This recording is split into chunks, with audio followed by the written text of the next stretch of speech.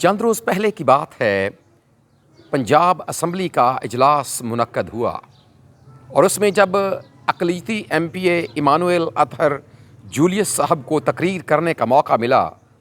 तो उन्होंने अपनी तकरीर के दौरान एक इंतहाई अहम नुक्ता उठाने की कोशिश की और ये नुक्ता था शराब नोशी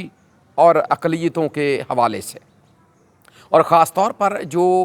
पॉइंट उन्होंने रेज़ किया वो ये था कि पाकिस्तान के आइन के मुताबिक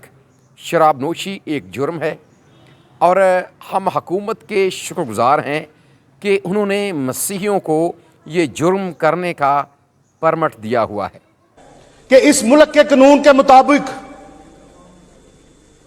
शराब पीना जो है जुर्म है, तो हुकूमत पाकिस्तान ने मसीहियों पर बड़ी खुसूसी मेहरबानी फरमाई है कि उन्हें जुर्म करने का परमिट दिया हुआ है। ये अल्फाज देखा जाए तो मज़ाहिया अल्फाज हैं, लेकिन मज़ाहिया अल्फाज का इस्तेमाल करके एमपीए साहब ने एक इंतहाई अहम नुक्ता उठाया है। और जब हम पाकिस्तान के आइन की बात करते हैं तो वाकई उसमें ऐसा है कि जो पाकिस्तान में रहने वाली अक़लियतें हैं, चूँकि वो अपनी मजहबी रसूमात में शराब का इस्तेमाल करती हैं, लिहाजा उनको ये इजाज़तनामे जारी किए जाएं ताकि वो शराब को ख़रीद सकें या फिर बना सकें और फिर इनका इस्तेमाल कर सकें। अब सवाल ये पैदा होता है कि क्या वाकई ऐसा है? क्या वाकई पाकिस्तान के अक़लियती और बिलखसूस जो मसीही लोग हैं, क्या उनका मज़हब उनको इस बात की इजाज़त देता है? क्या वो कुछ ऐसी रसूमात को अदा करते हैं जिसमें शराब जैसी चीज़ का इस्तेमाल किया जाता है? इन बातों पर हम थोड़ी देर के लिए गौर करेंगे और इस बात को सामने रखेंगे कि पाकिस्तान में ज़ाहिर सी बात है मुसलमान मेजॉरिटी में हैं और इसके साथ साथ मसीही और सिख और हिंदू या इसके अलावा भी कुछ लोग ऐसे होंगे। लेकिन आज हम ख़ास तौर पर इन तीन अक़लियतों के बारे में, यानी मसीहत के बारे में, हिंदुइज़्म के बारे में और सिखिज़्म के बारे में ये जानने की कोशिश करेंगे कि क्या वाकई उनके यहाँ ऐसा है, शराब नोशी की इजाज़त है या उनकी मजहबी रसूमात के लिए कुछ ऐसा है। आज हम इस बात को जानने की कोशिश करेंगे। सबसे पहले अगर हम अपनी मसीहों की बात करें तो याद रखें ये बात बिल्कुल बेबुनियाद है,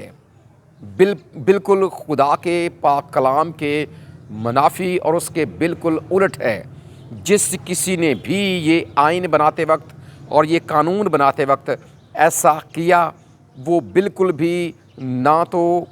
बाइबल से वाकिफ़ है और ना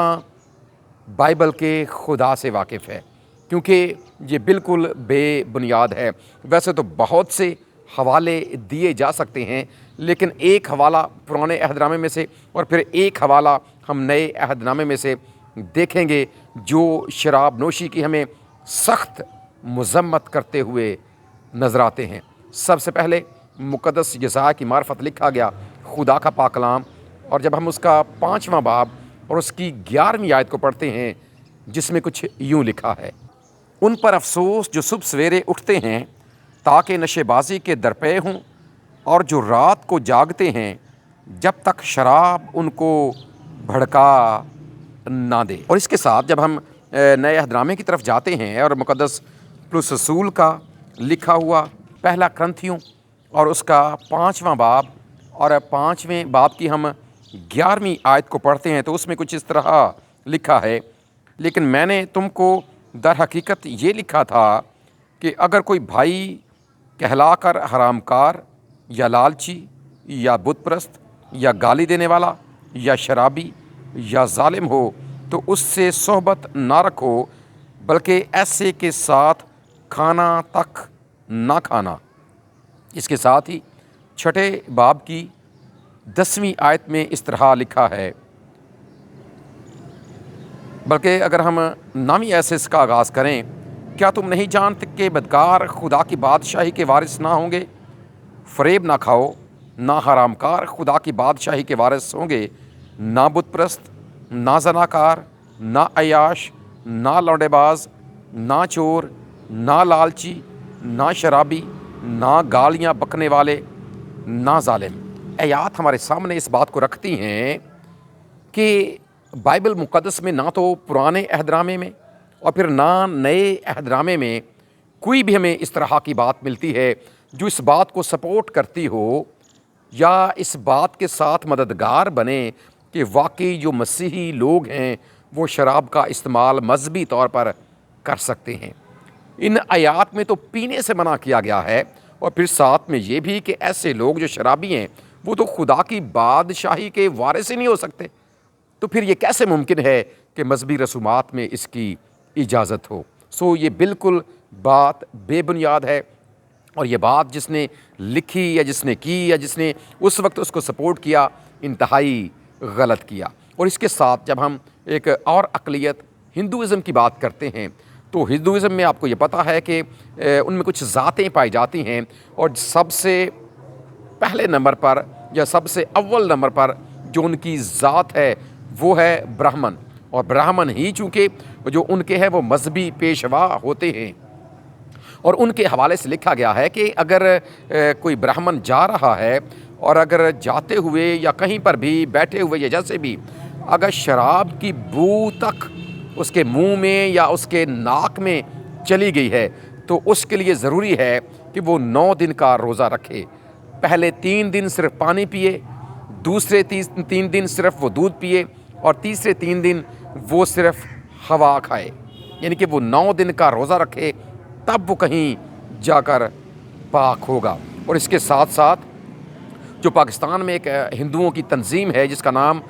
پاکستان ہندو کونسل ہے، اس کے سربراہ ڈاکٹر رمیش کمار نے بھی ایک بار اسمبلی میں یہ قرارداد پیش کی تھی، اور اس میں واضح طور پر یہ لکھا ہے کہ ہندو دھرم میں شراب ممنوع ہے۔ اور اس کے ساتھ ہم اگر ایک تیسری اقلیت کی یعنی کہ سکھ ازم کی بات کریں تو سکھ ازم کی ایک کتاب شری گرو گرنتھ جو ہے وہ اپنی کتاب میں لکھتے ہیں کہ شراب پینے سے عقل جاتی رہتی ہے اور انسان احمقانہ حرکتیں کرتا ہے۔ یہ ساری کی ساری باتیں ہمارے سامنے اس بات کو رکھتی ہیں کہ جتنی بھی اقلیتیں پاکستان میں پائی جاتی ہیں وہ ساری کی ساری شراب کو حرام سمجھتی ہیں، اور وہ یہ سمجھتی ہیں کہ ان کے مذہب کے مطابق یا مذہبی رسومات کے مطابق کچھ بھی ایسا نہیں ہے کہ کسی بھی طرح سے اس کو حلال قرار دیا جائے۔ اب سوال یہ پیدا ہوتا ہے کہ پھر پاکستان میں ایسا کیوں ہے؟ یہ بات یاد رکھیں، اقلیتوں کے کندھے پر رکھ کر یہ بندوق چلا دی گئی ہے۔ اگر دیکھا جائے تو پاکستان میں 3 فیکٹریاں ہیں شراب بنانے کی، ایک راولپنڈی میں ہے، ایک کراچی میں ہے، ایک کوئٹہ میں ہے۔ جتنی شراب وہ پروڈیوس کرتے ہیں یا بناتے ہیں،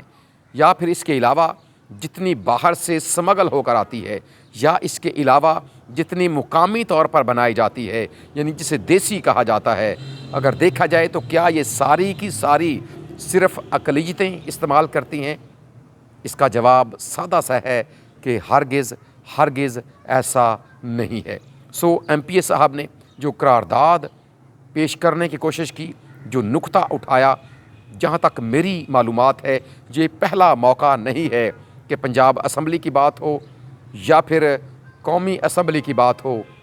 یا کسی اور صوبائی اسمبلی کی بات ہو، یہ پہلا موقع نہیں ہے۔ 2014 میں بھی ایسا ہوا ہے، 2017 میں بھی ایسا ہوا ہے، 2018 میں بھی ایسا ہوا ہے، اور 2019 میں بھی ایسا ہوا ہے، اور آن دی ریکارڈ یہ بات ہے کہ قراردادیں پیش کی گئیں، اقلیتوں کی طرف سے پیش کی گئیں کہ اس نقطے کو ختم کیا جائے، لیکن ایسا نہیں کیا گیا۔ اب سوال پیدا ہوتا ہے کہ اگر نقطہ ختم نہیں ہو سکتا تو پھر اس کا حل کیا ہے؟ یاد رکھیں، اس کا حل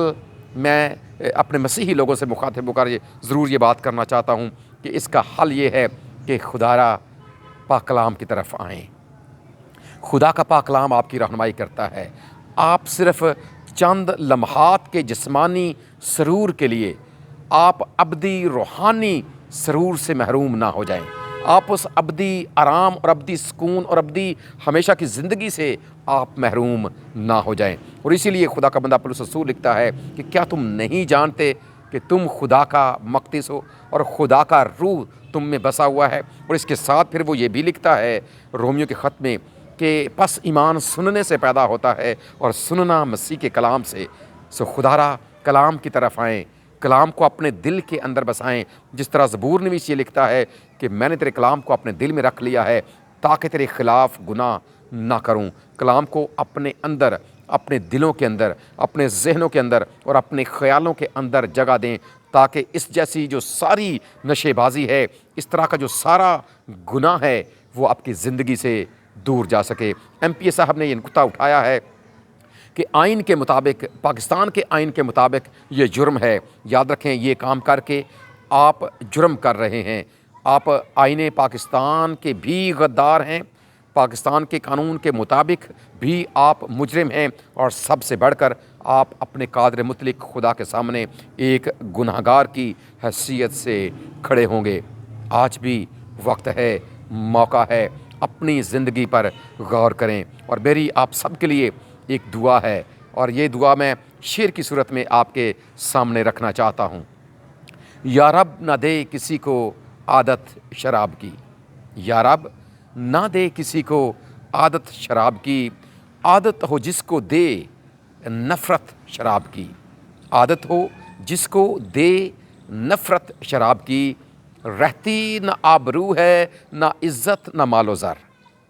رہتی نہ آبرو ہے نہ عزت نہ مال و زر، اے میر بس یہی ہے کرامت شراب کی، اے میر بس یہی ہے کرامت شراب کی۔ شراب آپ سے آپ کی عزت، آپ کا مال اور آپ کا سب کچھ چھین کر لے جاتی ہے۔ سو خدا را اپنی زندگی پر ضرور غور کریں، اپنے خداوند کے سامنے جھکیں اور آج ہی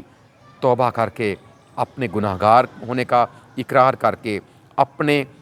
گناہوں کی معافی حاصل کر کے، اپنی آئندہ زندگی میں خدا کے حقیقی بیٹے اور اس کی بیٹیاں بن کر اپنی زندگی کو گزاریں۔ اور خداوند یسوع مسیح کی اس بات کو کبھی مت بھولیں جو اس نے اپنے شاگردوں سے مخاطب ہو کر کہی، لیکن یہ بات آج میرے اور آپ کے لیے بھی ہے کہ تم دنیا کے نور ہو۔